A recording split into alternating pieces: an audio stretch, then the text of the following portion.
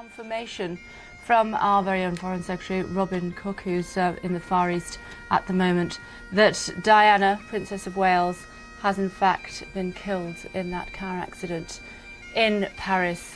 Just a few hours ago, there had been extreme concern that Diana was very seriously injured when she was taken from the West. That Diana, Princess of Wales, has been killed in a car accident, and that her partner, Dodi Fayed, has also been killed.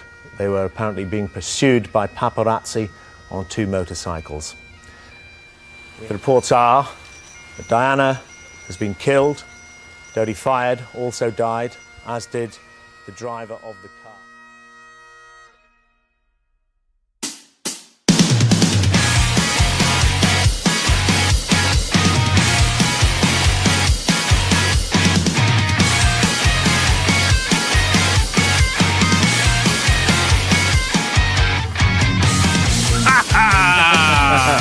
Hi, guys. What an emotional opening segment for a podcast belonging to the Brohio. Very tear-jerking experience there. It's a very tear-jerking experience. I didn't know that was multiple news coverages, so I thought the first guy just cut the other woman off. I was like, damn, that's rude. Shut up. Shut up and get out of the way. And if you've never listened to the Brohio Podcast before, let's say you were playing Pokemon Go. You're looking for a Bulbasaurus or a Mud Flapper. Your Pokemon Go app says you need to go to a new neighborhood, the Brohio neighborhood. So you cruise on in Brohio land. You have a drive around. You see a couple broken beer bottles on the road. You go a little further, and there's 6 kids on the corner. They're farting each other's hands, and they're kicking one another in the nuts. You go a little bit further. There's a homeless guy standing on the corner. He's jacking off. But he's not jacking himself off, Rob. He's jacking off some chick wearing a NASCAR jacket and a scream mask. Okay? That's a wrong turn right there. Or maybe a right turn. And you decide to leave town, okay? Okay. And you see 2 30-something-year-old dads laying on the sidewalk. They're drinking Zima with their assholes. You look at them, they look at you, your eyes lock, and one of them says, "Follow us to the light. We have aliens, we have death, we have stories about ghosts smoking meth. This is Valhalla. This is the podcast promised land. If you're not down with the darkness, I'm sorry, I just messed that up. Way to go. Let's try it again. We'll try it again. If you're not down with the darkness, if you've never got a boner watching midgets hit each other in the heads with axes, if you've never dressed in drag, jerked off to Marilyn Manson songs while trying to choke yourself unconscious, this is probably not the place for you. We're sorry. You live a sheltered life. And I am the delicious Nicolicious. And I am Rob Dog. Hi. We are here to do an episode on Princess Diana of Wales. I mean nothing but love and respect for Princess Diana. Absolutely. I had no prior notions about her before I started my research. Yeah. I remember, this is one of those things that I remember when I was younger. I remember when it happened, but not like, I just remember seeing it everywhere, going to the grocery store and seeing it in all the tabloids. Yeah. It was a big deal here, so I can imagine, across the pond how big a deal it was. It would be so hard for us to put ourselves in the shoes of someone over the pond during that time, because that was such an earth-shaking experience for everyone involved. Yeah, I mean, she was, like, at the time, one of the most famous people in the world. She was. She was bigger than the Beatles. She was doing things that people had never done before. She was part of something that was an otherwise, I guess, quarantine type of life where these royals were kind of separated from the public. But she said, I don't want to be separated from the public. I want the people to see that we are people as well, that we care about the sick, we care about the damned, we care about the people with AIDS, the people in the minefields. She did not want to be associated with that lizard family. The lizard family. And if you don't think they might be wizards, I don't know. Oh, the wizards. But if you think they're licking each other's lizards. The queen's definitely a lizard. She's a fucking raging gash cunt, what she is. Oh. So that's dirty. Let's not get into the episode yet. This would be far too soon for us to get into the episode. Oh, definitely. Yeah. Why do that? If you've never listened, we're dark, okay? We're bad. We're sad, we're funky, we're fresh, we're light. We do it all here at the Brohio Podcast. Insert adjective. But you have to fast forward if you don't want to hear the shenanigans at the beginning of this episode. Just a little bit. Just a little bit. Yeah. We do want to say thank you to some of our new Patreon subscribers. Oh, Tell them, Rob Dog. Let's start out. First, we have Rebecca Tomlinson. Thank you very much, Rebecca. And Justin Guerrero.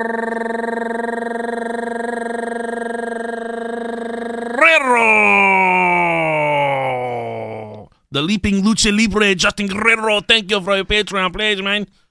Next, we have It Came From the Video Store. I like think- that. That's a good name. I think they're another podcast. I would assume. It Came From the Video Store. I think what they do is they review movies. Great name. And part of their Patreon gig, you can pledge to them if you want them to review a certain movie, and they'll do it for you. So go check them out. It Came From the Video Store. Next, we have Patrick. I don't want to get frisky with you, but my last name's Frisk. I'll touch you on the dick if you like that kind of stuff. Patrick Frisk, thank you for your Patreon pledge. My most favorite thing in the entire world is a Frisco melt from Steak and Shake. And if you people have never heard of Steak and Shake before, it's a Midwest thing. Look it up. It's delightful. They're famous for steak burgers and horrible service. Horrible service. Yeah, the worst. Next up, we have the mononym Stephanie. Thank you. Thank you, Stephanie. And Emma Jane. I like Thank that. you, Emma Jane, so much. Sounds so wholesome. Yeah. Jackson Spurgeon. Is that a fish? I believe that's a sturgeon. Okay. What you're thinking of. Spurgeon is where you ejaculate on someone's face. Okay. That's a spurgeon. Okay. Oh, you better stand back because I'm about to be a spurgeon on you right quick. And something we have this week, Rob, that we never have anymore. Yeah, nobody wants to associate with us anymore. They said, no way do we want to be a part of that show. But this week, we're plugging another podcast called... Plug them. Oh, yeah, they're Irish, too. The Real Life Ghost Stories with Emma and Dan. Not only do they talk about fucking ghosts, Rob, but they have Irish accents. They're very delightful. They're awesome, okay? They have a new episode. They cover the Banshee, the screaming nasty bitch, the Banshee. You can go check their episode out. In the beginning of that episode, they review the Brohio Podcast. So sweet. And they've got nothing but good things to say about us. So it's a win-win. And they sent us their promo. Hey. We're going to play their promo. Play it. Do it. But the one thing I want to tell you, Rob. Okay. They have really good audio for a new podcast starting out. Hey, that's very, very important. And it is. So you go listen to them. It's not going to be two yuppies standing back like, I want to talk to you about ghosts. And then I want to talk to you about how I think Dale Earnhardt's death was staged. No, they have nice microphones. They have nice audio. They're doing it to it, Rob Dog. Just like you, Rob Diggity Dangle Dog. That's what I try to do, man. When I first started out, I just showed up with a pop can, a little fucking Campbell's chicken noodle soup can. Rob said, you can't talk into that if we're making a podcast. We got to use something better than that. He's an audio snob. I don't care what we sound like. Nope. I'm putting it all on him. I'll take it. And I'm about to put a promo on you from Real Life Ghost Stories.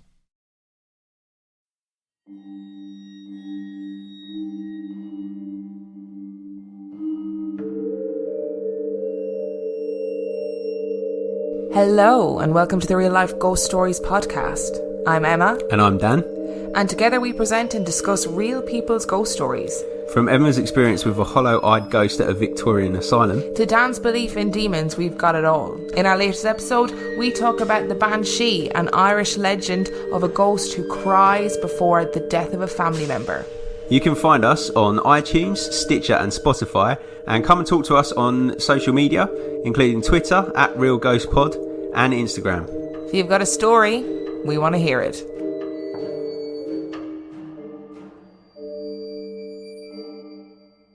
Listen to those glorious accents. And I said they were Irish accents. I don't even know if that's what they are or not. I'm pretty sure that's what they are.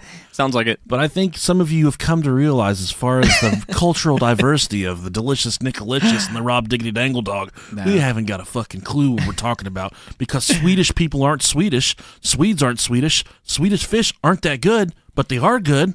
People from Germany, they're not Honduran, and we're not really sure about any of this stuff, honestly. Yeah, especially Europe. That's all that places. I just assume that everybody's French. Everybody hates everybody in Europe. Everybody likes to kiss tongue style. I got a good article for you this week, Rob Dog. This one's gonna make you sad. That. Not that sad. Just like ashamed. That Okay. You That's my life. don't have a huge cock. A woman is suing her ex-boyfriend, claiming his abnormally long penis stretched her vagina. Ooh. Celendil Mangina. Mangina. Celinda Casamangina 29 years old from Harare, Zimbabwe. They have huge fucking cockroaches there, I bet. Zimbabwe, that says it all. He's a grower, not a shower. She said that her vagina was, quote, tight. Well, good adjective for that. Don't brag. Yeah, before she met her ex, Magov Karima, in 2016. He said, I may be Mr. Karima, but I'm going to cream that vagina right in half. Karima, 37, who it is claimed was married at the time, and Mangina fell in love, and they started a relationship. Aww. However, she told the Zimbabwe Mail that she ended the relationship in May after his penis stretched her too much. It's what a sad thing to break up with someone for. I was thinking, like, I know you don't have any money, and you're hooked on drugs, and you're married and shit, but I can't handle your huge cock anymore. She said no man can literally fill the gap her ex left. God damn, motherfucker. He said, I ain't got much money, but I got me a big old dick. It has not been confirmed how big his penis actually is. She now wants to have reconstructive surgery, which costs a massive 150,000 rand, which is equivalent to 47 U.S. American Smarties, and it's taking him to court in order for him to pay. She said, Humpty Dumpty fell and took a great fall, and you got to put Humpty Dumpty back together again, motherfucker. Karima has not yet responded to the allegations. The Brohio Podcast is sponsoring a GoFundMe for Karima and his monster cock. And if you would like to help out, you go to patreon.com/Brohio Podcast. You can pledge there. None of that money will go to him, but it will go towards us buying fancy equipment, if that's what you're into. Or hey, every little bit helps. Right. Okay, Rob, what are we at? 12 minutes? That's not too bad. No. That's not too shabby for us. We're cutting off about 8 minutes worth of bullshit in the beginning. That's what I tell my wife when I come in. I'm like, listen, normally this thing's a lot bigger, but I cut off 8 inches for you because I didn't want to stretch it out and fucking catch a goddamn lawsuit. But why we have some dead air here? Sure. Just 10 seconds. Go check us out on Twitter. Hey, yeah, do that. Instagram. Yep, that too. Twitch. Yep. Snapchat. Mm-hmm. All the same handles. Everything. At Brohio Podcast. Yep, we're consistent. If you would like to send us an email, you can write us brohiopodcast@gmail.com. If you send the email to brohiopodcast@gmail.com, it will not reach us because I tried that in a science experiment. It did not work. Damn typos. Yes. Thank you for holding on this long. Leave us a 5-star review on iTunes. Those help. It does. Helps a lot. It does help a lot. Probably the most important thing you could do. We just passed Serial on the charts this week. Oh. No, we didn't. I was going to say, nice. The biggest podcast of all time. That'd be great. We passed the Joe Rogan podcast this week on the charts. We passed the Nicolicious podcast show on the podcast charts this week. Okay. I believe that. All right. So this week, Rob said, I got the research, and I handed him the football. Hey. So you guys can cuss me out for all the mispronunciations. And I did listen to some other podcasts that talked about it, some podcasts and documentaries, and they all fucked up so many names that I was screaming. Now I know how people feel when they yell at us. There's a lot of French names in this, and I can't speak French. Not even going to try those. Yeah. Oh, I'm going to try them, and it's going to be delightful, and you guys can make fun of me for it. Listen, when I tell someone that, when I tell my wife I'm going to make out with her, I don't say, hey, I'm going to French kiss you, because I have a hard time pronouncing French. Yeah. I just say I'm going to kiss you tongue style. And then she doesn't do it. That's a little bit more romantic. It is. It's like, I'm fixing to kiss you tongue style. I'm fixing to kiss you tongue style. You been working out? Yeah, why? Just couldn't help but notice how much fitness you've been doing. Think you can fit this dick in your mouth? Ate a lot of pizza. Pizza this dick. Oh, geez, Louise. Tell about it, Rob. So what are we going over this week? Oh, yeah, that's right. Princess Diana. Princess Diana. Her Royal Highness, the Princess of Wales. So I'm not going to do a lot of history about Diana. We'll go into a little bit of her background, but this for is the not most a history part, podcast. This is a conspiracy, true crime podcast. We're going to go into a little bit of the important stuff, and then that, it'll all build from there. So July 1st, 1961. She died. She died in birth. That's sad. Diana Frances Spencer was born. She actually was the first wife of Prince Charles of Wales. Don't get me started on Prince Charles yet. We'll get going on him in a little bit. Yeah. They were married July 29th, 1981. Divorced 1996. What a glorious year. What kind of music do you think they rocked out to at their wedding in 1981? They probably didn't listen to Korn like we did at our weddings. They were probably listening to... the fucking Beatles for sure. Oh, the Beatles, definitely. Maybe some Boy George. Let's go on our first tangent right here, Rob Dog. Okay. The Beatles, we've said this before, Jerry Polly, turn us off for about 20 seconds. The most overrated... One of the most overrated bands of all time. Kiss is right there with them. I can stand behind that. Kiss fucking sucks too. We're breaking Jerry's heart right now. We are. I think I respect them for what they did. Yeah. I just don't think the music was that good, man. No. Kiss, they just dressed up like a bunch of fucking weirdos and don't have the music to match the costumes. Glorified ICP. You ain't down with the clown. Oh, I'm down with the clown. Okay. So at the time of their divorce, she was removed of the title Her Royal Highness, although she did get to keep the princess part, which we'll get into in a little bit. She was, I would say, she got about $22.5 million lump sum for that, and about... For the divorce? Uh-huh. And about $600,000 a year to maintain her private office. Okay, well, I'm thinking about that settlement that she had, whatever it was, the alimony or the divorce settlement. Yeah. In the grand scheme of things, that was not a lot of money. No. And one thing that she refused, she should have maintained the same amount of security that she had while she was married to Charles. Yeah, yeah. And she said, "Nah, fuck that. I don't want these guys in my business." Nah, she didn't like being, that famous.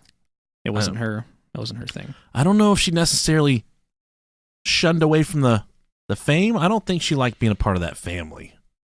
Yeah, I'm sure that was probably part of it. I don't know who would. I would. Fuck it. I'd marry Prince Charles if he wants to. Lay there in my fat ass while someone feeds me with a shovel.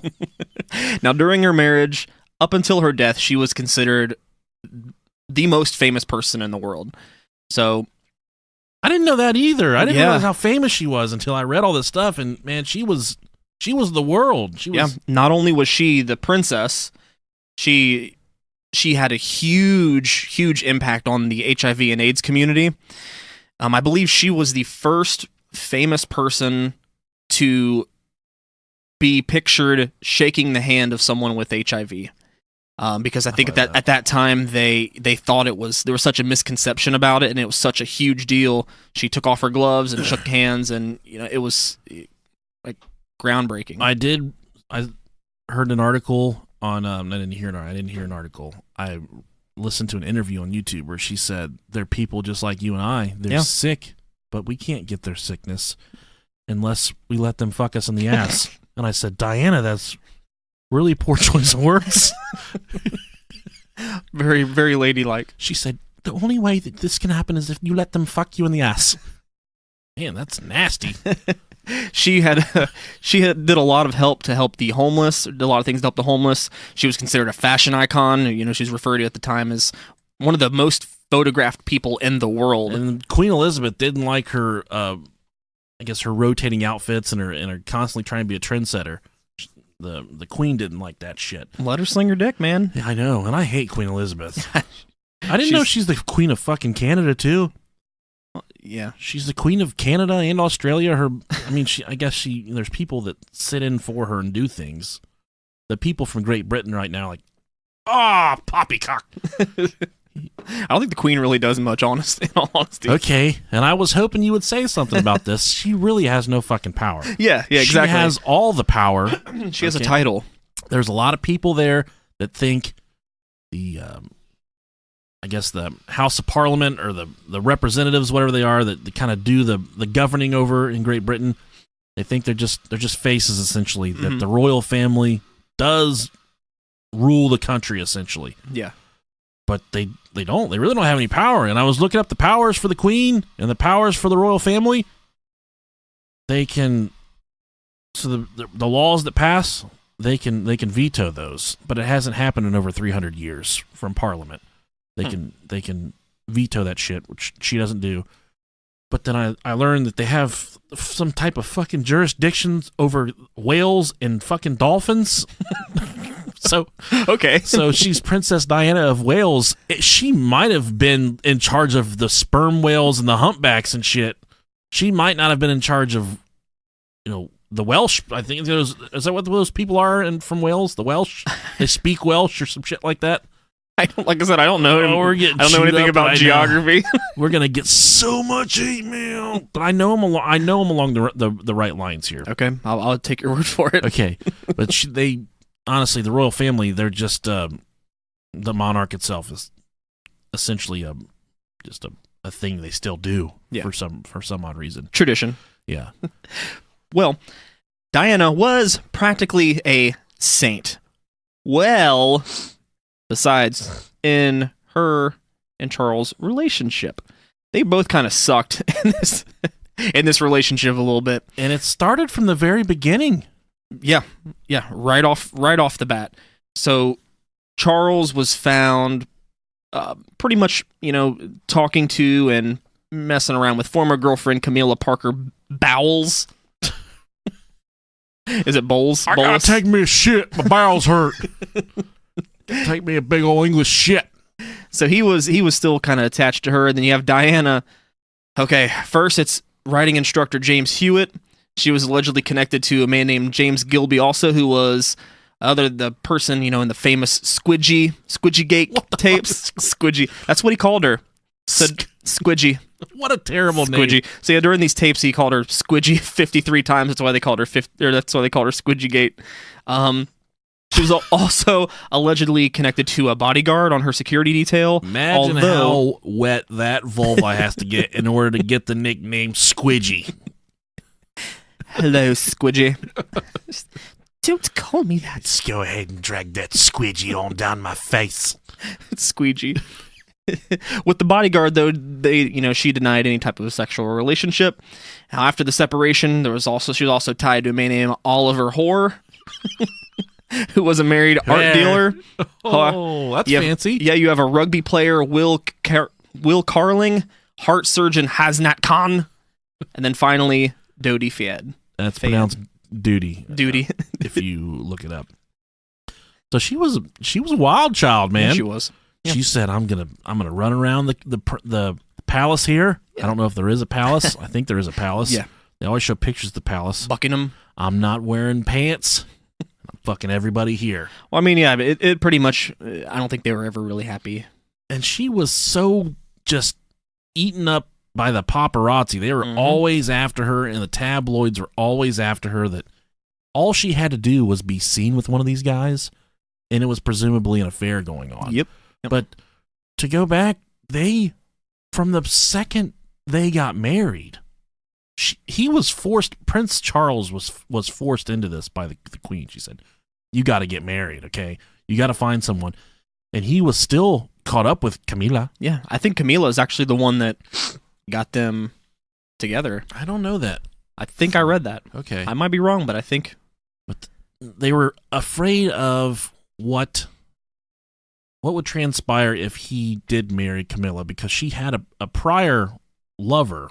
I don't know if she was married, but there was a prior lover, and they sent Princess Diana to the doctor and had her vagina checked to make sure the thing wasn't fucking busted up, to make sure there was no nails in the tires. Mm-hmm. They wanted to make sure that she was a virgin before she married Prince Charles. It's a little intrusive. That is very intrusive, because when I did that before I got married, he said, "I'm going to check your asshole." And I said, "Well, since when are you a doctor? This is Craigslist. I'm trying to buy a foosball table." And he said, "No, this is for your wedding." And I said, I love the person I'm getting married to, so I'm going to go through with this." And he took he removed one of the foosball players from the table, and he stuck it in my ass, Rob. And that's what happened. That's why I had to go to the hospital after that. Okay. Now, their wedding night, the night before they got married, he cried. Okay, he's the fucking prince of goddamn whatever. Wales. He's not the leader of the free world, but he's the prince. Okay, and he cried because he had to get married to Diana. But mother, I don't want to get married. She was gorgeous, but he was 13 years older than her. She didn't like his old man saggy balls. She said, hey, listen for a second. I'd surely like for you to get those nuts off me before you fuck me, because those things are droopy and disgusting. But there was all kinds of... the thing about Diana, there was no baggage. She was a virgin, like we said. And something I got here from the newest biography of the prince, it's reported... I'm trying here. The kids are upstairs screaming. I'm trying to fucking talk here. But he cried, like I said, the night before the wedding. His former flame, Camilla Parker Bowles, he was still torn up over her, and he was apprehensive about settling down with Diana. Camilla was seen as unfit to Charles because of her past with her husband, Andrew Parker Bowles. And even after they got married, Diana spoke candidly about their sex life. She said it happened once every 3 weeks. He's hitting this. Woo! Get it, boy. I'm here to tear it up, if that's what you would like. This is my bi-weekly appointment. Right. Every 3 weeks, you got that. You're in the palace with that, and you're not doing anything with it, but every 3 weeks, and it's more of like a planned thing. She said it had to be planned. They had to have sex appointments. Right. And when they did it, she was instructed. He cried. She had to call him Mr. Poppycock. But she also said when they were dating and stuff, that he would only call every 3 weeks. That was kind of his schedule, that he would call her every 3 weeks. And their relationship before that was kind of a whirl. They got married in like 6 months. What she called him? She said poppycock or puppycock? Puppycock. Okay. Little red rocket. Show me that red rocket, Prince Charles. Let's see that lizard dick. Show me that salamander. Oh, jeez. And there's the one interview. It's really famous. You can get on YouTube and check it out. I was going to play it, but it's not long enough. And story of my life. Okay. They're talking to him. They're asking him questions. And there's, are you excited to be married? They just got married. They're asking him questions as newlyweds. And they say, what's it like being in love? Are you guys actually in love? And she says, she's like, she bats her eyes and turns her head down. And this fucking asshole says, yeah, whatever love means. What? He said that on big black, on BBC television in front of all the millions of people that listen. I think that's like the major news outlet there that everybody watches, the BBC. Yeah. And he says this. Fuck him, Right. He had no interest in being married to this woman. He just shit on her. And he had the power to make her go away and erase her after he was done with her. Woo. To the point where after they had the second child, there's William and Henry, whoever the newest one is, the redheaded fuck. They really reversed roles, because the redheaded one, he was uglier than sin as a baby. Yeah. He's a handsome fellow now. Yeah, he is. The taller one, whatever his, not the redhead. William, whenever he was younger, he was handsome, but now he looks like a fucking idiot. He looks like he got hit in the face with a bag of what the fuck.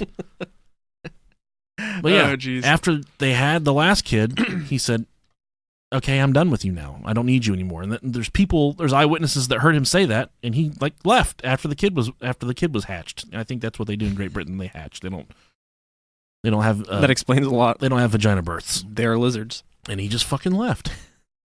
What a fucking dickhead. Oh man. It was doomed from the start. Yeah, there's no doubt. So, December 9th, 1992, the two actually separated, and then they finally divorced on August 28th, 1996. So this is 4 years of them being pretty much estranged. After the divorce, she was still considered to be part of the royal family due to her being mother of, the second and third in line for the throne, Prince William and Henry. Now, as we talked about a little bit, the paparazzi, the paps, as I'm going to call them, they were, constantly following and taking pictures of her, which kind of goes hand in hand with the night of her death, the events that led up to it, and that surrounded. That's what they want you to believe, anyways. This is everything here is the official story. And then we'll get into the fun stuff.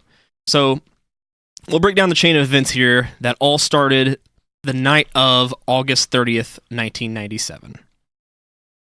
So sometime between 5:40 and 6:30 p.m., Di and her boyfriend Dodi Fayed Duty went to the Ritz Paris. This is a 5-star hotel owned by Dodi's father, Mohammed. Now, nailed it, dude. Mohammed. So they're trying to avoid the paps, so they go through the back to the Imperial Suite. Now, I looked up the fucking Imperial Suite, and holy shit, is this nice. Is it nicer than the Motor Inn Suite in Northridge where we grew up? I mean, it's so much nicer. They have a replica. I got a cockroach in my dick hole. They have a replica of Marie Antoinette's bedroom. It's ridiculous. This room by itself, it's roughly 25,000 euro per night. That's $28,000 US dollars. That's at least 45 Snicker bars. That's like 7 bags of Smarties. That's what you said earlier. Yeah. Smarties.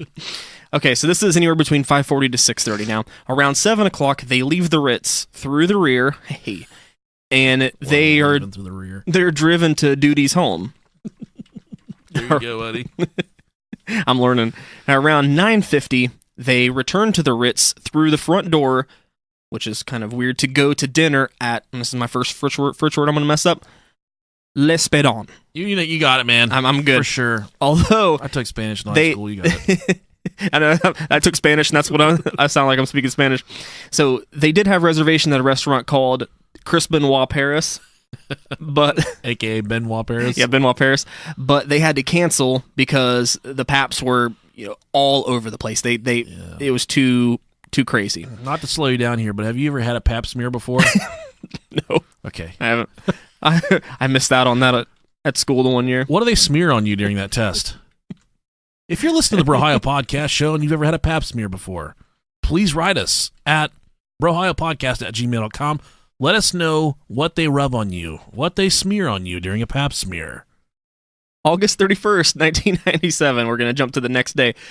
Now, actually, I should say that's, obviously after midnight. So, 12:20 a.m., Diane Duty leave through the rear entrance with bodyguard Trevor Reese-Jones, who we'll talk about him a lot, to go back to his apartment.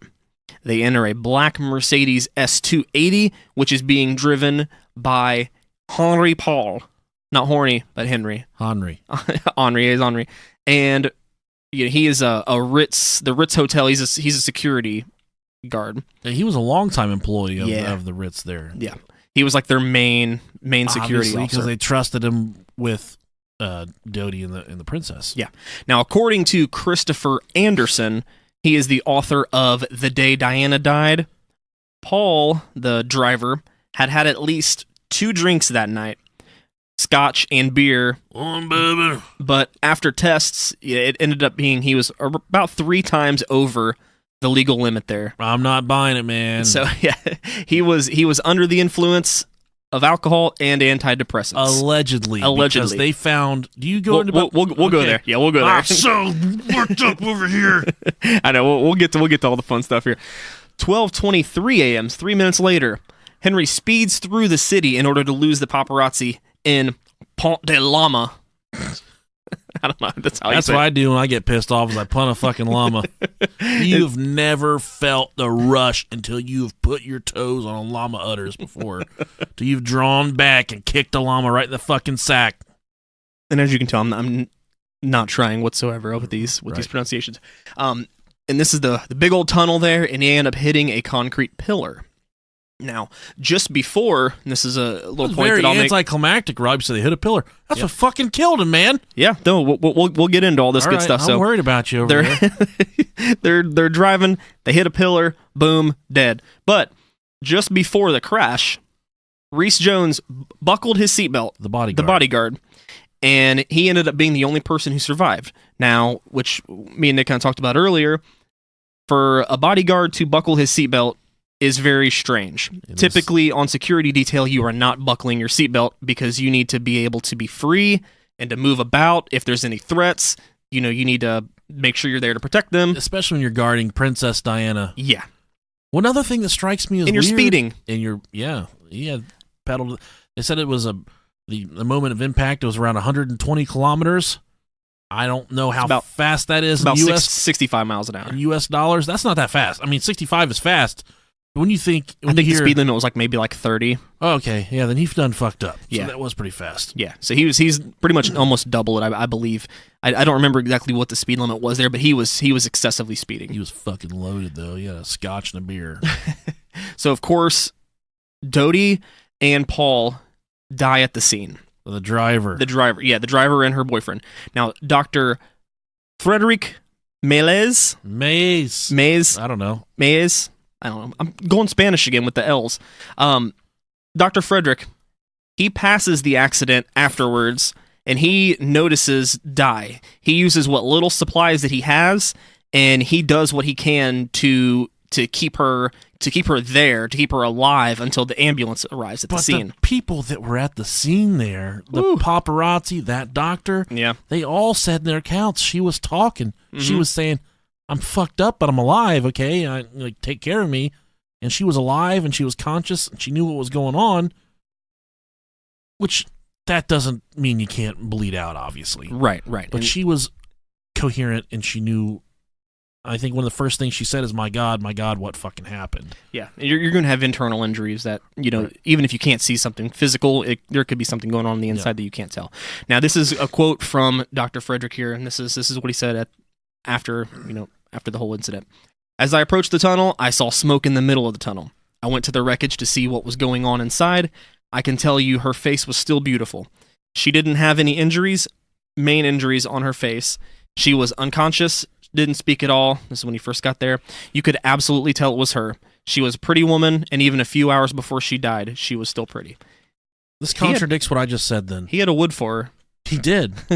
He noticed how beautiful she was right off the rip. But one of the paparazzis that ran up to the accident, and the firefighters, I'm sorry. Yeah. They both said that she was alive and coherent and speaking and knew what was going on. But I guess he was behind, so this was right after. It was right after the accident. So, now, when first responders arrive, they have to, they have to cut the car apart. It's so badly damaged. They have to cut her apart to get her out.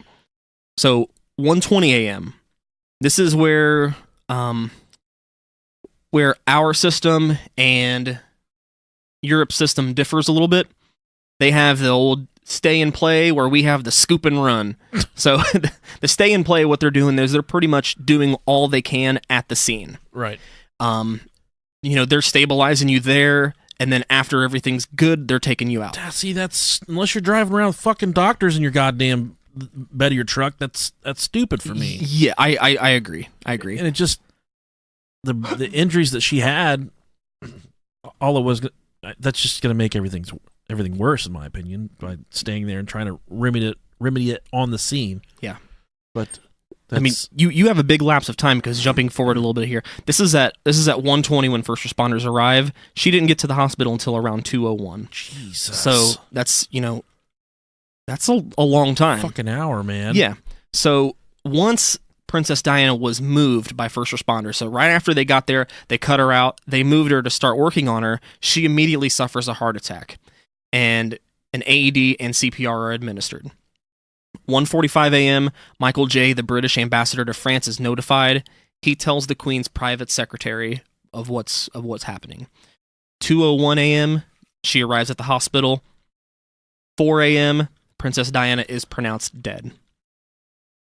And this is, I believe, let me see, I got a quote here, I'm just going to read it, I don't remember. Oh, it's Dr. Bruno. Dr. Bruno. "So Diana's body arrived in condition in serious hemorrhage and shock. Hospital anesthesiologist Dr. Bruno Ryu tells the media an hour later. An urgent surgery showed a severe wound to her left pulmonary vein. Despite the closure of this wound and 2-hour external and internal cardiac massage, no official respiratory circulation could be established." So, pretty much, yeah. And I remember once she gets to the hospital, if I'm not mistaken, she has a second heart attack. Yeah, she did have 2. Yeah, she had 2. So pretty much, she got messed up pretty bad. I don't know what it would take, what type of collision it would take to rip your fucking heart in half. Is essentially what happened to her. Yeah, I mean, we're talking, a high-speed impact onto a concrete pillar. Yeah. So I mean, that's their Mercedes is a big, bulky car. It is. It's it's got some meat to it. So I mean, we're not talking about the Fiat, which we'll be talking about later, like that crashing Right. and like everybody, just exploding and turning into mush. Yep. This is a huge car, and it takes that big of an impact where it kills everybody but one person who buckles up. Yeah. And there's a whole thing about the seatbelt situation where all her family and everybody says she was an avid seatbelt wearer. Yeah, there was no questions about whether she would have been wearing a seatbelt because through the pattern of her life, Mm-hmm. she was an adamant seatbelt wearer. That's Right. I don't think wearer is a person or is a thing, but she always harped about having her seatbelt on and the people around her having their seatbelts on. Yeah. So it's an important thing. It was an important thing to her, which was it's just weird that night of No seatbelt. nothing. Roadhead. Hey, Yeah. who knows? I can't confirm or deny. I do know that receiving roadhead is stressful for me because I don't want to wreck and die. I have to take my seatbelt off if that happens. I lean my seat all the way back, and then I use a mirror. I got spy glasses, and I just look into the spy glasses as I drive with my head all the way back. You look like a 2000s thug with a gangster lean. Right. You just leaned all the way back. Yeah. Okay, so this is the official report. So from here, let's get to the fun stuff. Yes. There are so many theories about what actually might have happened that night. And you're not going to know what really happened unless you stay to the end of this episode because Rob and I have the answer. We know. We know. So there's so many of these theories, in fact, that the Met Police started an investigation, and I'm going to pronounce this wrong. I know I am. This is called Operation Paget. So Paget, I'm assuming. Pageant. It's just pageant. Paget, yeah. Paget. Pageant. That's what it is, pageant. I heard it like pageant. 1,000 fucking There you times. go. So they have this operation to find out if any of these theories had any meat to them. They investigated altogether around 175 theories. So that's a lot of different things that It is, could but have happened. Some of that stuff, as soon as it went on someone's desk, it got thrown off.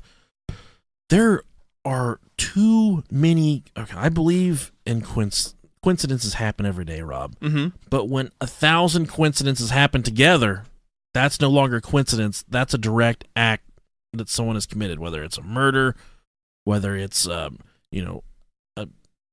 you're trying to debilitate someone in some type of way. This was not.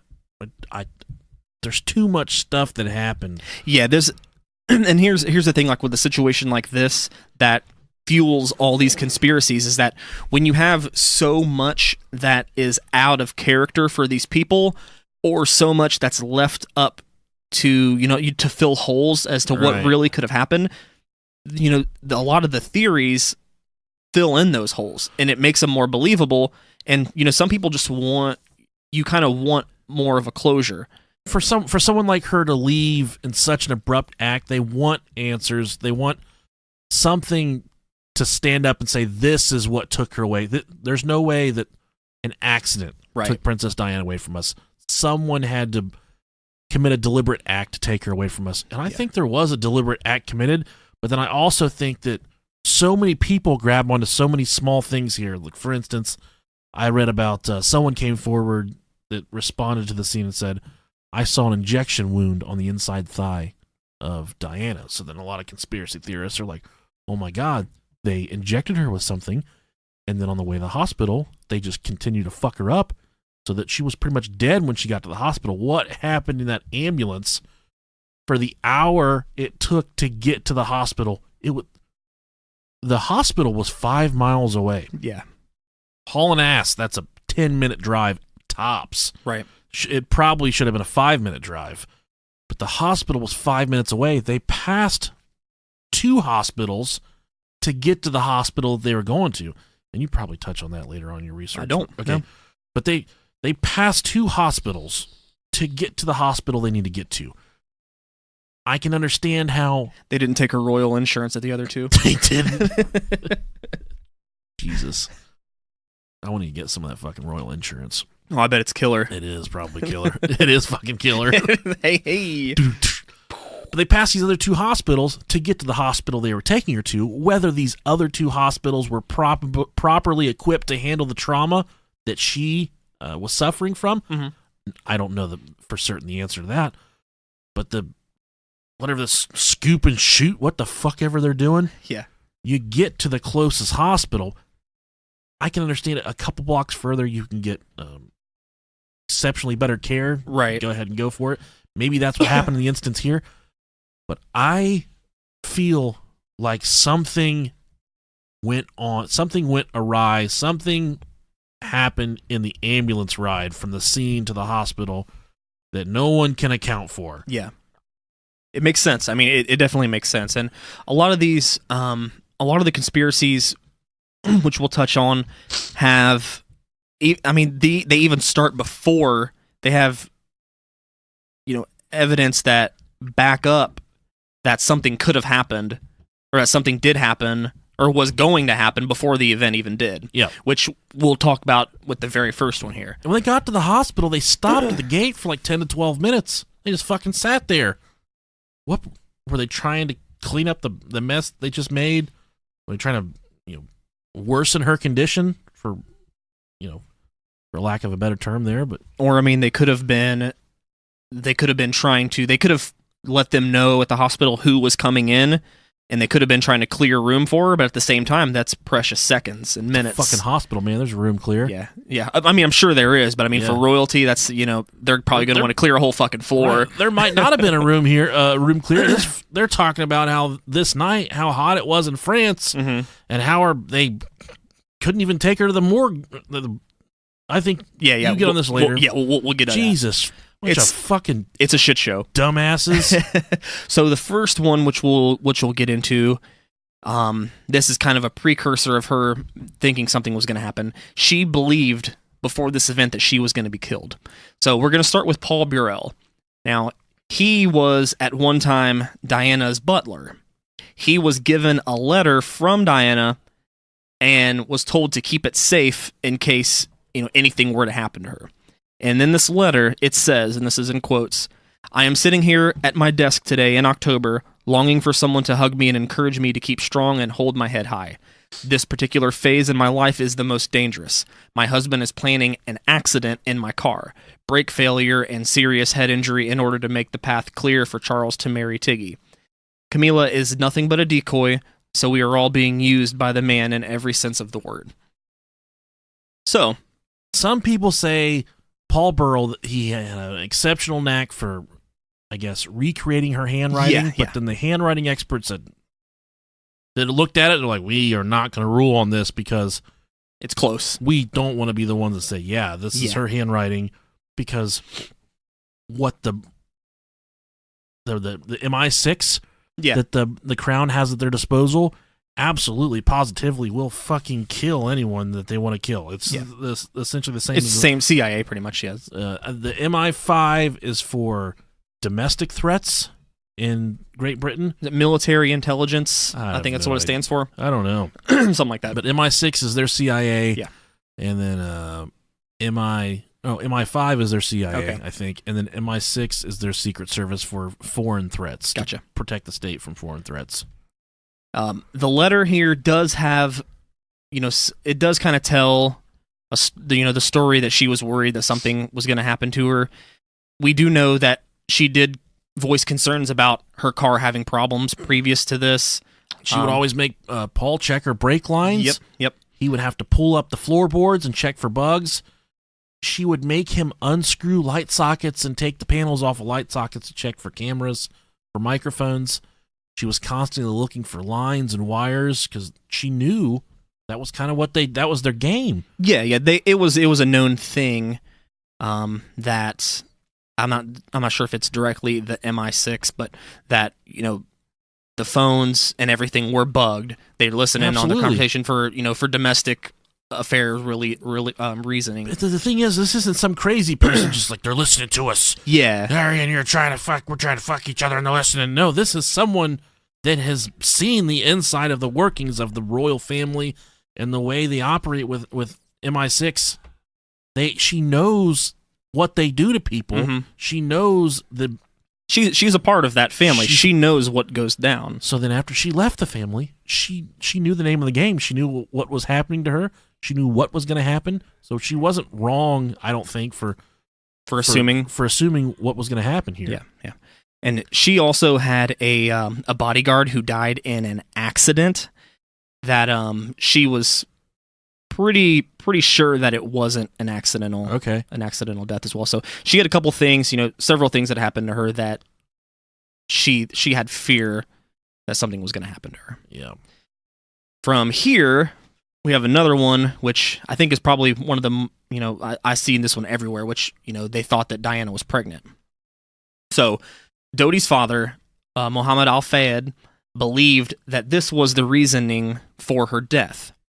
He believes that she was pregnant with his son's child, and for the royal family that it was completely unacceptable, saying that the royal family could not accept that an Egyptian Muslim could eventually be the stepfather of the future King of England. And the thing was about Dodi, he wasn't, I guess there's no such thing as being a super Muslim, but the people that talk about this online said the only time they ever saw him at the mosque was at his funeral. He wasn't, super religious. It kind of like you and I celebrating Christmas, Rob. Yeah. Kind of fucking do it, Exactly.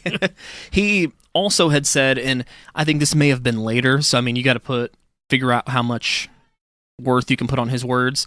He also says that the night of the crash, so earlier that evening, I believe whenever they were out to eat, she had called him to tell him that she was pregnant with Dodi's child. Oh, really? Yeah. So that's according to Muhammad. And a lot of people speculate that the reason they were in France is because they were shopping for an engagement ring for Diana, and that he actually bought one and it was being sent back to the room, and he had intentions of proposing that weekend. Yeah. Or that time while they were in France.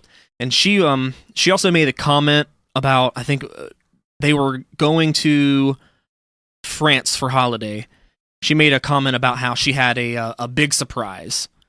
And of course, the Paps being crazy as they are, they were taking pictures of her on vacation. Of course, they're going to get the angle where it looks like they're going to get an unflattering picture. And of course, it looked like she may have been pregnant. And the pictures for her, the one paparazzi that took a picture of, I don't know if it was with her and Dodi or her and one of her other boyfriends, but the picture fetched $250,000 for whomever they sold it to. So that is like an instant jackpot lottery for the paparazzi, and that's why there were literally hundreds of these guys at any given time swarming her and whoever she was with. And it created a really dangerous environment. Absolutely. And going into, we touched on the the what happened after her death a little bit, but after she died, they couldn't just go ahead and give her a normal pregnancy test just to test to see if this was true, because she was partially embalmed before an autopsy. That is such bullshit, man. And it's against the law.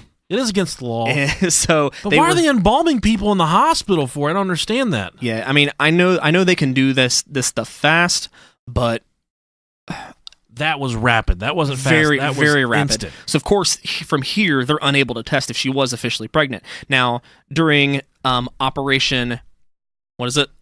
Paget. Okay, there you go. During Operation Paget, tests were ran. They ran blood tests from the blood that was inside the Mercedes, and they weren't able to find traces of the HCG hormone, that's the hormone that's present if you are pregnant. That's what they inject in your ass to make you pregnant, yes. But then there's one doctor I read about named Elizabeth Dion that was allegedly around Diana when her body was opened up, and she attests that she visibly confirmed that there was a fetus inside of Princess Diana. Queen Elizabeth, whoop. Yeah. Just getting it in. You broke that old pussy wide open, didn't you, boy? You a nasty old motherfucker, ain't you? You was down there hitting that pussy and the dust was flying off and it was just doing it for you, wasn't it? Get it, Dodi? You liked it, Dodi. Knocked the dirty off the Dodi, didn't you, motherfucker? So yeah, this is one of the big theories, is that, that she was killed because of the pregnancy. They didn't want to strictly, they didn't want to have, because if she had a son or a daughter with him, they were going to be beautiful children. Yeah. They would have been gorgeous children. They would have been in the media. And the royal family didn't want something like that constantly hanging over them. Right. And you got to think of what we talked about earlier, which is the trouble they went through before Charles and Diana ever married, just to figure out if she was worthy enough to be married pretty much to him. This really doesn't seem out of line. Everything had to be picturesque and perfect, and that's exactly what she was doing, was going against the grain. It was certainly okay for her to continue her life, but they didn't want her to continue her life in the limelight with a Muslim, essentially. Right, yeah. That's the way that I see it. Yeah. That would be their big problem. Right. So, going from there, we jump to the theory that the paparazzis did it. So there's three main thoughts here for this theory, and there's not a lot of meat to this one. The first one is that the paparazzis chased the Mercedes, bumped them, and made the crash happen. There's a little bit more to that one, which I'll kind of go into with the next one. Then the second one is that the paparazzis put them in a situation that the crash could happen, which very well... That's true. Absolutely. And the third is that the paparazzis were used by the actual killers so that they could start this chain of events where the killers could actually cause the assassination. Right. So going to the part where they were bumped, making the crash happen, enters the white Fiat Uno. This is, if you don't know what a Fiat is, the car itself, it's a really small car. It's like a European version of it's like Ford Festiva. Yeah, it's like a Mini Cooper sized car. It's really small, really light, something that is, a quarter of the weight and everything of the Mercedes that they were driving. It looks like the car that Steven Urkel used to drive. It's like a car that you would see a group of clowns step out of at a circus. So this person was a suspect in the death due to them being the car that followed Diana into the tunnel. This was from eyewitness accounts. There was a white Fiat Uno. There was also forensic evidence on the Mercedes that those two cars had made contact. Now, a white Fiat Uno was owned by a paparazzo named James Anderson, and he kind of plays a big part in this as well. So, conspiracy theorists have claimed that Mr. Anderson is or would have been an MI6 informant. So, oh God, during Operation Paget, they did accept the alibi from Anderson that he was at home with his wife the night of the crash. But in 2000, Anderson had, and things get really crazy, he gets in his BMW, he goes off to the post office, and he tells his wife that's what he's doing, and he's not seen alive again. So, hundreds of miles away from his home, his BMW was found by a farmer in flames inside of a forest. Anderson's body was inside.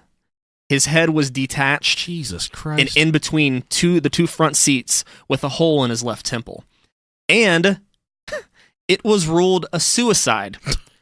But, of course, it's believed that he was killed due to his part in the assassination. Absolutely. Regardless of his alibi. So this guy, and the reports I read is there were 2 bullet holes. I didn't read the part about his head not being attached to the fucking body anymore. Yeah, that's wild. So he shot himself 2 times, so he's dead right now. But still, he manages to light the fucking car on fire. Right. After he shot himself in the head 2 times. And his car is found in an inconspicuous place, 200 miles away from his house. And it wasn't the Fiat in question, right? As well. Yeah. One thing that they found that actual Fiat. I believe later they find it. I think it was in a parking garage. He sold it shortly thereafter. I know it was inoperable whenever they tracked it down. It was on fucking blocks or something like that. Yeah. But the people so one of the eyewitnesses that saw the Fiat leave the tunnel, they said, we saw the Fiat leave the tunnel. It had something wrong with the muffler. Mm-hmm. The muffler was hanging off. The muffler was broken. Something was wrong with the muffler. Then they interviewed the people that bought the Fiat after they got it, after James Anderson got rid of it. One of the first things they had to do with the Fiat was get the muffler fixed. Mm-hmm. And that strikes me as one of those coincidences that occurred in this story where you're like, that is not a coincidence. that was something playing a part in the murder of Princess Diana. Right. That doesn't just happen. Okay. There's too many. When I've said it 1,000 times, where there's smoke, there's fire. Okay. They absolutely, positively had it out for her. No doubt. Wanted her dead. I think they wanted her dead. I did a lot of research looking into whether or not the princess and the queen got along. And initially, I think Princess Diana confided in the queen a lot. She actually called her mama, and she went to her for advice. There was a working relationship there. One thing that people don't talk about is Prince Philip's role in all this.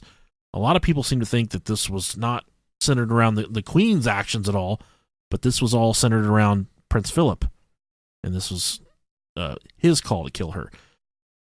It is confirmed that the first thing the queen said after she learned about Diana's death, about her death, was someone must have greased the brakes. Ooh. About when she heard Diana. So she had her died. suspicions as well. Whether she had some suspicions or whether she was like, oh, someone must have greased the brakes, like matter of factly, like she knew it was going to happen. But then I read even further when someone says someone must have greased the brakes, and that's their slang for saying, oh, she went off and did something and got hurt. That would be like us, like, I drove a truck down a fucking hill and got fucked up. Broke my goddamn dick off, I'm dead now. Yeah. But that's the same. That's kind of like a get what you get type thing. I don't know if specifically the meaning behind it, but it is something that they use. And it's just strange for me that it's confirmed, the first thing she says after she learns about the death is someone must have greased the brakes. And then you watch the video of Queen Elizabeth coming forward on live television to say, her thoughts about the death itself. Completely unremorseful. There's no feeling in her voice. Business as usual. There's no sympathy at all. She's a goddamn lizard. She's a lizard person. If you don't believe us, look it up about the royal family being lizard people, okay? They're the reptilian elite. They are taking over the world. They're making babies. Meghan Markle, run for your life. Kate, you're probably one already. They're decimating the world's population of flies. They are. The one thing we didn't touch on, Rob, I hate to throw us off here, is Tampon Gate. Oh, yeah. So we're talking about how much this relationship between Prince Charles and Princess Diana was on the rocks here. He was completely inundated with Camilla to the point the couple, Camilla and Charles, they did carry on a romantic relationship from the 1970s and into their marriages to other people. Now, there was a flirty conversation between Camilla and Prince Charles that was caught on tape and published in 1992. The tapes included an exchange where Charles said he wanted to be Camilla's tampon. So Princess Diana, she heard him on the toilet talking to Camilla. She's taking a royal shit. Yeah. I mean, you're taking a royal duty. Dropping a royal dumpling. He's in there, taking a big creamy shit. Yeah. And what more of a hot, steamy place would you want to fucking do some phone fucking sex while you're shooting peanuts and corn out of your ass? I don't know if they eat that. Probably shooting poppycock out of his ass. Tea. Puppycock? Whatever they eat that over there. I think they eat tea over there or they drink it. I don't know how it goes. I think they eat it. That's why their teeth are fucked up. They chew it.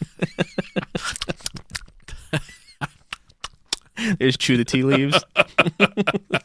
Okay, but we have the transcripts here. It says, and I'm not making this up like I normally do. And this is Charles. He says, oh, God, I'll just live inside your trousers or something. It would be much easier. And then Camilla says, ha ha ha, what are you going to turn into, a pair of knickers?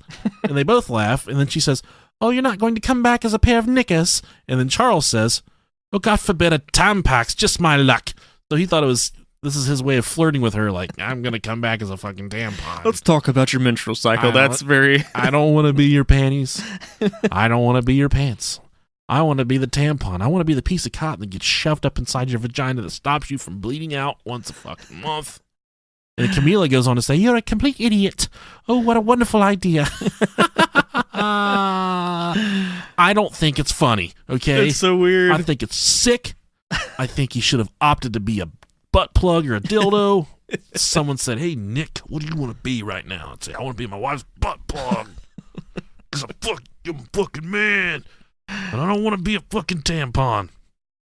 Yeah, I'm good on that. That's like the last thing I'd want to be. Tampon shopping is stressful. Prince Charles, he didn't shy away from it. Hell no. He said, "I'll get it in where I can fit it in." You feel me? Maybe that's what he used for tea. So what we're trying to... what I like to do is just take one of these little red devils right here and just bob it in there in the... Red Devils. I like to bob it up and down. And you know some warm water. You know it's good when it takes its color back. When it turns white again, that's how you know the red devil's completely done. You can go ahead and sip your tea. Oh, God, it's so It gross. tastes like sucking on a rusty bumper. Lots of iron. Oh, man. Good old tampon gate. Right, and we're just trying to show you how this marriage was never meant to be in the first place. Right. And how later on you would think, okay, he might have tried to fucking kill her to try and cover up all this stuff that... I don't know if there would have necessarily been any baggage associated with them splitting up. I know the royal family hated it, them splitting up, them having to go through a divorce.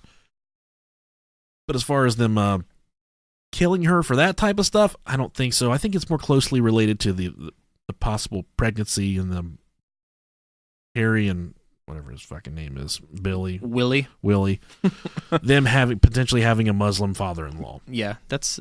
I think that sounds pretty accurate.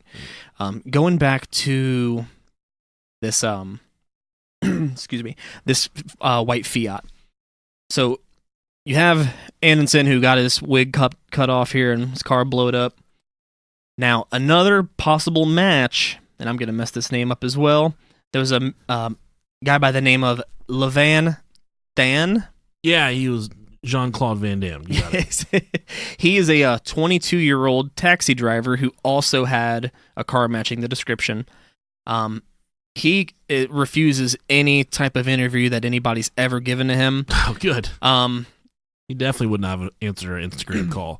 Right, exactly. Now, in 2006, this comes from his dad. His dad said that that night, hours after the accident happened, his son came to him saying that he needed to get his car painted.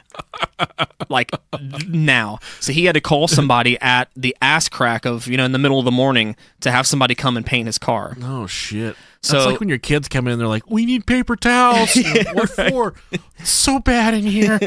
There's so much blood. Yeah. So this is the funny thing, is that the Operation Paget, they investigated him as well, but they let him go because he said he was at work. So, yeah. It's a pretty good reason to let somebody go. Yeah, exactly. But that's another person that, that the car could have belonged to. And I think, the actions there, both of them, have very strange actions after the fact. For me, but Anderson kind of fits. Jumps out a lot more. Yeah. And I talked to you earlier about this. He was bragging about being in the tunnel at the time of the time of the collision, the time of the accident. The person, when he was bragging about this was just weeks before he shot himself in the head twice and then lit his car on fire. Yeah, yeah. Before he got his ass Hillary Clinton. He was bragging to a crime writer. So then this guy goes on to shoot himself in the head twice and light his car on fire.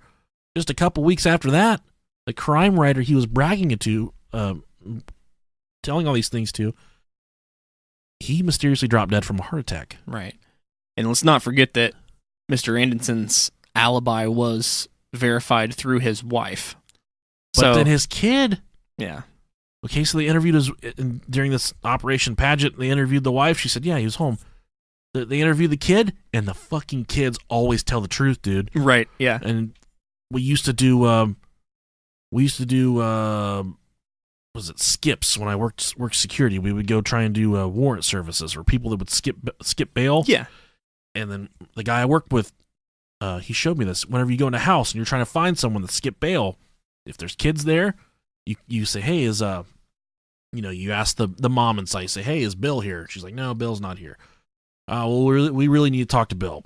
No, Bill's not here. Then you ask the kid, like, hey, is Bill your dad? Yeah, Bill's my dad. Where's Bill? Where's Daddy at right now? He's hiding upstairs underneath the bed. So you can always talk to the kids. The kids will tell the truth. And the child, in the event of Anderson, she testified that she had no fucking clue where her dad was that night. He was absolutely positively not home. Yeah. Very fishy. Fishy. Very fishy. Yeah. Very fish and chipsy. So, going on next, we have Henry Paul. Henry. It's Henry. It's Henry here in the States. All right. So, the theory here is that he plotted the murder.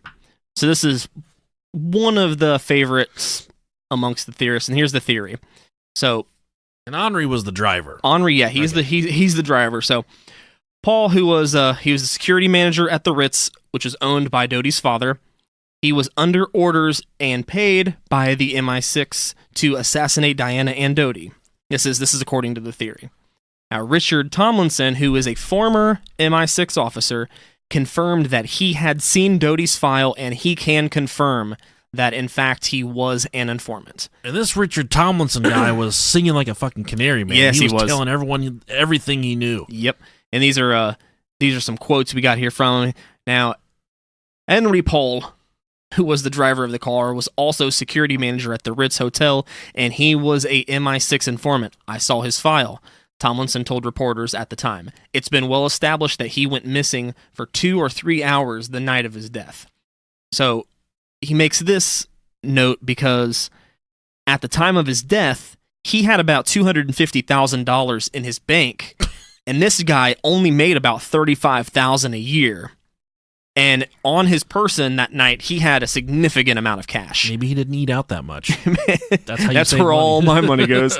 And another quote here, he says, I am certain that this money originated from MI6, Tomlinson told a French judge in 1998. This is speculation on my part, but if he was an MI6 informant, it would be quite normal for him to receive money.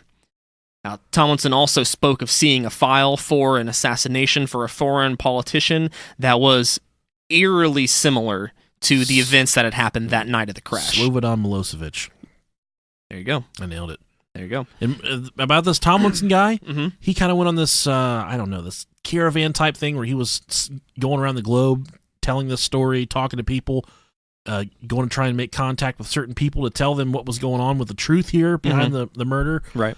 He was stopped and arrested several different places. There was different countries. He was stopped and arrested in France, getting off the plane. He was stopped and arrested somewhere else, getting off the plane. But then he came to America, I do believe, and he got off the plane. The Americans immediately arrested him, deported him back to Geneva, but he missed the flight. I don't know if this happened in America or not, but one of the places he got detained and sent back, he missed his flight. So then they had to put him on another flight. Well, the flight he missed exploded in midair. Oh. While he was not, he wasn't on it. He missed it. But the flight exploded in midair and killed everyone on board. I think it was near Sweden, honestly, or Switzerland, something like that. But sounds like he was intended to be on that flight. And he said one of the things that the MI6 would do, they would wreck your fucking car or they would blow up your plane that you were on. And lo and behold, the plane that he was scheduled to be on, had a boarding pass for, fucking explodes in midair. Not just wrecks and hits the water. This thing blew up. And going back, we had to do a little pause there. Dogs started going crazy. Going back to the kind of what happened that night, going back to talking about Mr. Paul, you can look at security videos all throughout that night, and he was drunk, like 3 times over the legal limit. No, he wasn't. When you look at these videos, you can see him all throughout them acting normal. You would think that someone, I know if I'm 3 times over the limit, I'm pretty fucking lit. Fucked up. Yeah, I'm acting a fool. So it doesn't appear in these videos that he's drunk. And theorists believe that the bodies were actually swapped. So they switched out the bodies so that the toxicology reports would show that he was, completely slobbered off. Which is plausible because the blood test showed that he had 30% carbon monoxide in his blood. Yeah. That would be the same as you going in your garage, sealing off the door, and starting your truck and sitting there committing suicide. So for this guy to have 30% carbon monoxide poisoning in his blood and just to be like, I'm going to go drive a fucking car down a goddamn tunnel. That doesn't fucking happen like that, dude. Yeah. I mean, you have the same, people that would be like, if he was drunk, why would he be driving the car anyways? Well, first off, in my humble opinion, if I'd been drinking or not and the fucking princess told me to get in a car and get me the fuck out of here, I'm probably going to drive her. Right. You know what I mean? Just to play devil's advocate a little bit. Also, in that aspect, a lot of people say, well, he didn't look drunk. He might not have looked drunk, but he was up talking in the faces of Dodi and Princess Diana. Yeah. And for her to be a stickler for safety, to be who she was, and how she could instantly just hit a button and have this guy fucking eradicated from the earth and have a new driver. Yeah. For him to be up in her face and be slosh drunk and her to be like, yeah, he's fine to drive. He seemed fine to drive me. She wasn't drunk, so she's not going to make that judgment call. Right. I mean, and they have Trevor Reese-Jones who could have drove him as well, who's, Dodi's bodyguard. Right. Yeah. So, and something else fishy about the car, that wasn't the car they were supposed to be riding in. Right. That car had been swapped out, and the car they actually wrecked in had suffered a lot of damage once before, and I think it was essentially like the same as a rebuilt salvage title. This was like a salvage vehicle. It doesn't make a lot of sense to me to take the Princess Diana and put her in a rebuilt Mercedes. Yeah. Too many coincidences. But I think that is another one of those things where people say, "Oh, that's definitely something," but I don't think it is. Yeah.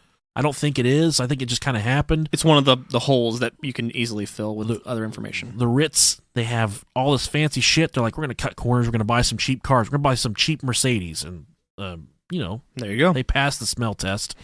So then someone gets to go for their fucking death ride in it. Yep. Let's go on to the next theory. One of the last ones here. Flashes. These aren't the fun type of flashes either. You're not driving down the road and see someone's jimmies. Right.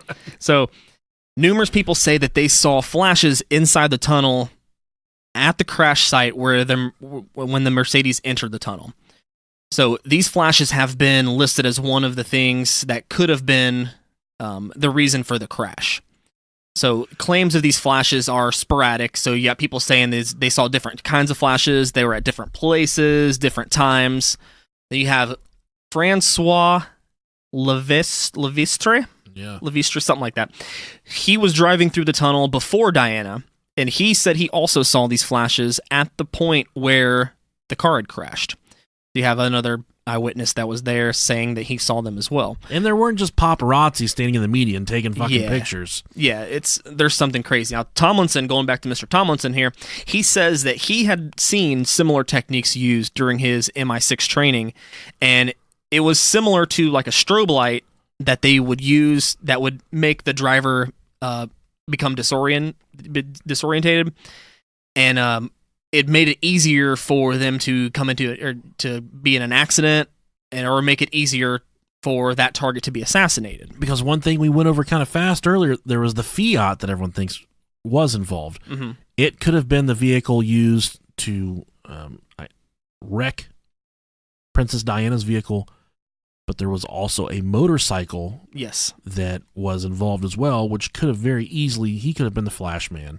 He could have been the one shaking his fucking Jimmy. Right.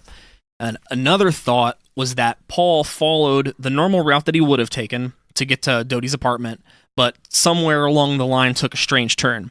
So people say that the road that he would have normally taken was blocked by MI6 officers, which caused them to take the tunnel instead. So when they arrived inside the tunnel, the flash was used to blind him, causing him to swerve and then crash. Witness testimonies, like we kind of talked about, Nick kind of touched on there. Witness testimonies recall a number of different vehicles that followed immediately after.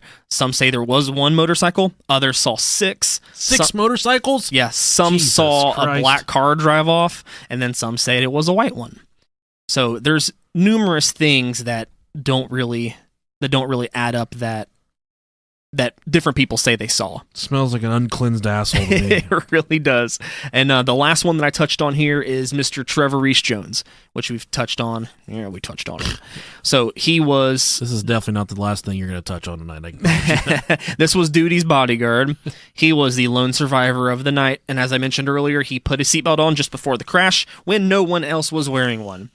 I've already went into the reason why it's kind of weird for him to put on a seatbelt, but Doty's father believes that Trevor knew that the crash was going to happen. So instead of stopping it or warning anyone, he made sure that he protected himself the best that he could. So allegedly, and this is another theory, he agreed to cover up after the fact because the Secret Service had threatened to kill him if he revealed what had happened. Jeez. So they believe that he had prior knowledge of what was going to happen. When they got close to the tunnel, he buckled his seatbelt because he knew the crash was going to happen. And afterwards, he was receiving these calls and letters that were threatening him in his life. And he actually reported these to police, but they said that he really didn't seem that concerned. Maybe because he wasn't saying anything about it.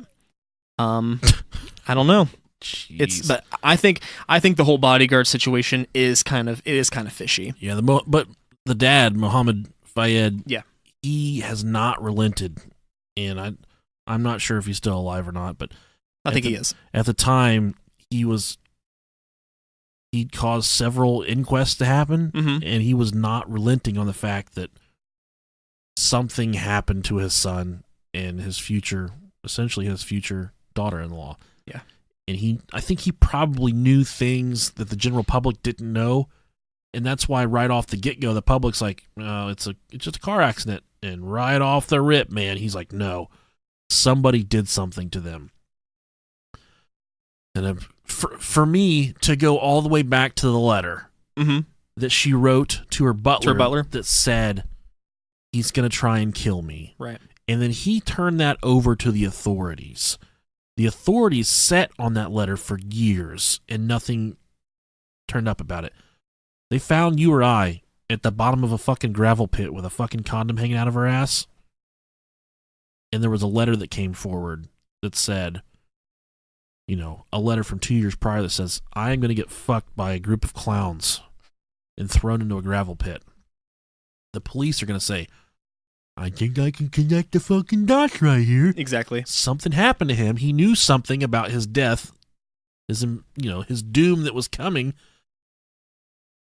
That's just you and I, Rob. Now, when it happens to the princess, they just sat on this letter for all these years and still to this day, they just brush it away. This Paul Burrell, or what I think his name, Paul. Yeah.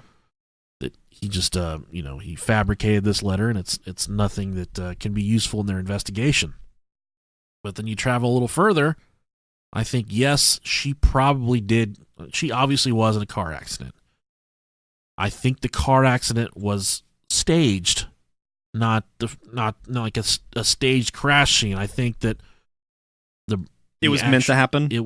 There was a deliberate act to get them into a car accident so she could be put in an ambulance. And I think that if we knew what happened between the crash scene and the hospital, if we knew what happened inside that ambulance, we would know what happened to Princess Diana, because whenever the people went to go view her body at the hospital, they took her body and they put it in the room next door. There was a morgue on the other side of the hospital, but they didn't take her to the morgue, the mortuary. They just put her in a room next door where she died. And they put air conditioners in there and dry ice in an attempt to keep the room nice and cool to preserve the body. But they said that it was so hot that night in France that the air conditioners and the dry ice, and I would fucking hope there would be some type of central air unit in a hospital. Yeah, we're not talking about a third world hospital here. No. I would hope that there would be something like that, but all of that couldn't get the temperature low enough to preserve her body long enough for the time it took, so they immediately embalmed her. Yeah. And part of the embalming process is dipping her in formaldehyde, which completely any evidence that's on the body. Just eradicated. It's gone. Fingerprints, DNA, not that DNA was even it was a thing, but not a thing yet. It was barely a thing at this time. It kills all of that. Yep. So whatever happened between the ride from the crash scene to the hospital, it doesn't make a lot of sense to me. And Paul Burrell was one of the ones that was, the butler was one of the ones that went to the hospital to, pay his respects and see the body. He said when he received her bag of clothes that the clothing were so fucking bloody that he couldn't even tell that there was clothing in the bag. It just looked like a bag full of blood. And he said there would have had to have been an absolute massacre that would have occurred in that ambulance ride. Because essentially when she gets to the hospital... Because even what the doctor said, he said that he didn't see, after the crash, there wasn't... He could tell she was hurt, but he didn't really see anything that... Thank you. Yeah. It seemed as at that point in time, it's all internal injuries, right, as opposed to gashes and cuts and bloody and all that stuff. He said when he got the bag of clothes, so bloody he couldn't even tell it was clothes. And at that point, you think, what? And this is what I'm thinking all along. But what the fuck happened in the ambulance to cause that much? I know she might have gotten a trach, or she might have got something done. But they don't do open heart surgery in an ambulance, yeah, Rob. They don't cut off limbs in an ambulance. They don't, if you tear your left pulmonary artery, you're not shooting blood out. You're bleeding inside, essentially. Mm-hmm. It's internal. Yep. Not, it's not like the movies where you're squirting blood out. And for me, I like that we do this. We do this now. What we think happens at the end of these cases. I think undoubtedly something happened to her inside the vehicle. The accident obviously happened, but the accident was done to get her inside the ambulance, to put her in a vulnerable situation with someone that had the intent to just completely to kill her for good. So in my mind, I don't know how often or how common it is for someone to tear an artery like that. Mm-hmm. In a car accident, but it just seems fishy to me, especially to be it does, yeah, it really does. The back seat. Seatbelt laws, you got to wear a seatbelt in the front seat, not in the back seat, because you're a little more protected in the back seat. Yeah, got the seat in front of you. You don't have a windshield directly in front of you. What in the vehicle absorbed the blow so in a back seat can cause a blow so severe that it tears an artery in your fucking heart? That's not a roadhead joke either. And it's not a roadhead joke. The fucking best roadhead ever. Jesus. Yeah, I definitely believe that the crash was either intentional or was orchestrated. It was meant to happen. Right. I believe that they wanted her dead. I don't know who. It could have been the royal family. Oh, there's no doubt about it, man. And the royal fucking cunts. The pregnancy thing is a big one. If that's the case, if she really was, then I could definitely see that being a reason. I don't think she was, or just them being unhappy about their relationship between those two and kind of making a mockery of the the royal. Yeah. $23 million in the divorce. She's buying some birth control, I promise. I don't think she I would was assume, pregnant. yeah. And another thing that jumps out at me, the 30% carbon monoxide in the driver's blood. Really weird. That's essentially what someone would have from committing suicide via the truck in the garage. It's really bizarre. And he was fine. I mean, he was running up and down steps. He was talking to people's faces. He bent down and tied his shoes. Anyone that fucked up that bends down and tie their shoes is going to look fucked up when they stand back up. Yeah. I'm not fucked up. When I bend down and tie my shoes and I stand back up, I get a fucking rush of blood to my head. I look fucked up. He's just sitting outside taking drags out of the tailpipe. Jeez, man. He's just like, I can drive you. And the people in the Operation Paget or whatever, they said the carbon monoxide was in the blood because of the whatever came out of the airbag. So I'm thinking to myself, he's fucking huffing the airbag. What kind of fucking shit do they pack in an airbag? Like, we want this thing to save your life, but it's gonna fucking kill you whenever. I wonder if that's ever been documented in any other case, like of there being a large amount of carbon dioxide in someone's body because of the airbag. or if that was just a bullshit. I'll save you from the scientists. Carbon monoxide. Carbon monoxide, yeah. I think carbon dioxide is good. Yeah, that's what you breathe out. Okay. My bad. I don't know. I know carbon monoxide doesn't come out of an airbag. It might be a little bit, but not enough to saturate your blood to 30%. That's a lot. Yeah, that might be what actually propels the airbag forward. Possibly. That sounds probably about right, but to the amount to where it's going to put 30% in your body, unless you're fucking like, that's, and I don't know how that would happen. Part of the investigation for Operation Paget, they talked to the coroner. They said, what do you have to say about the 30% carbon monoxide in the blood? And the coroner said, I have no answer for that. I have no hypothesis here. I have no fucking mathematical equation that would make any of this make sense. I have no idea why his blood was like that. Yeah, it's really weird. It's, very bizarre. I don't know, man. This is a noodle scratcher. So if they did, and the conspiracy theorists say they swapped his body out for someone that committed suicide, and in my head, I'm like, you crazy motherfucker. You need to get a life. I think you might be right, but you need to get a fucking life. And I start to think, like, man, maybe they did do something like that. And they also said that they think that if that wasn't done, then the blood was changed out that they ran the tests on. Very easily, correct. Yeah, which that's very, that's doable. I think there was full intent to kill her that night. Absolutely. And that she was murdered by someone. She was a rock star. She started off as someone the royal family could have done wonderful things with, but because Prince Charles insisted on being a fucking tampon. It all boils down to that. It does. This is all his fault for trying to be a Tampax. He didn't say tampon, he said Tampax. Yeah. And this all falls on him.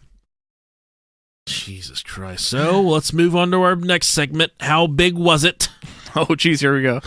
Prince Charles. How big was it, Rob? I have my theory. I'm going to give him... I'll give him a royal 4. A 4-incher? Yeah. Listen, that guy is... He is the goofiest looking motherfucker I've ever seen in my life. He is. He looks like a fucking idiot. People that stupid and ugly are gifted the biggest wieners in the entire world. I remember there was this kid we went to high school with, the creepiest guy, the goofiest motherfucker I'd ever seen. He just shows up at a party I'm at. I'm like, why is this fucking guy here? And there's a lot of like older girls there. Mm-hmm. And he's just sitting there like holding a beer and they're talking. And he's like, I got 11-inch dick. And everyone's like, what? Out of nowhere. Yeah. And he'd waited his entire moment, his entire life for this moment. Shine. And I'm like, can we see it? He's like, can I go to the bathroom and get it hard first? I'm like, this motherfucker. Hey, he's a grower. What is he doing right now? Amen. And they're like, yeah, that's fine. And he goes to the bathroom for like 7 minutes. He comes back out. The most magnificent, horrid waste of dick I have seen in my entire life. I said, oh man, is that thing beautiful? Is that thing nice? But you are never going to use it. I don't know where he's at now. I can't wait to hear who this was. I don't know what he's doing now with his life, but he might be dead, but he died with a huge schlong.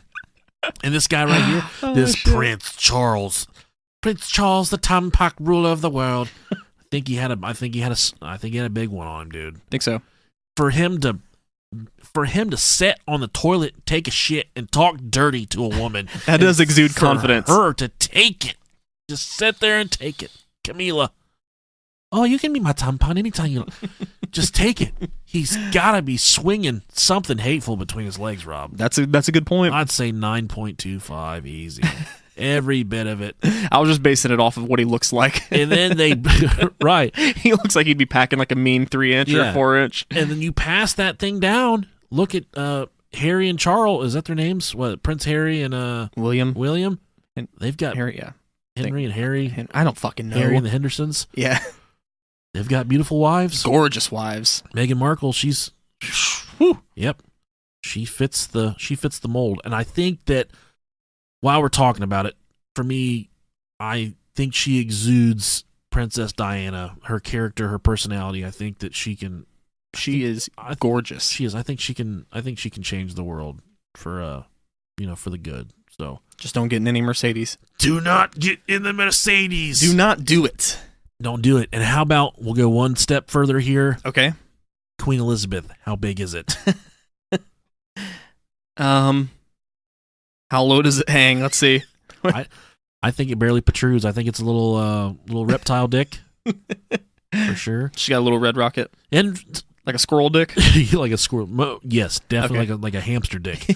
And some of you probably have no idea what we're talking about with the lizard people. If you look it up, it is a serious conspiracy that there are people out there that believe the royal family and the wealthy, rich, and famous of the world are all reptilian people. It's so out there, but it's so fun. It is out there. I don't think we'll ever do a reptilian episode. No. I don't know. We've done... That's like the one conspiracy theory that I think they're such horse shit, but it's fun to talk about. Flat Earth, too. Flat Earth, that's the dumbest shit in the entire world. There's like the guy on top of Everest taking a selfie. Cheese. You look behind him, the Earth is fucking curved. Yeah, there's a... I don't remember if it was Mythbusters or if it was one of the spinoff shows where the redheaded dude, I don't remember his name, he goes up in like pretty much the highest flying plane that we have, and you can see the curvature of the Earth. It's pretty no fucking doubt. simple, honestly. Yeah. I think that wraps it up. It does wrap it up. I think the royal family killed Princess Diana. MI6, if you're listening, please don't shut us down. If we end up dead, you guys heard it. Google Play Music is already trying to shut us down. If you go to Google Play Music, they're missing our episodes for whatever reason. I wrote them again today. I got nothing back. So Google, I've been faithful to you for several years. Maybe it's because we always talk about leaving iTunes reviews. Possibly. If you're a Google listener, I would download their new app called Google Podcasts, or it's just called Podcast in the Google Play Store. Jocked off Apple. You download that, and it will immediately update you with all of our episodes. As for subscribing in the Google Play Music Store, it doesn't fucking work anymore.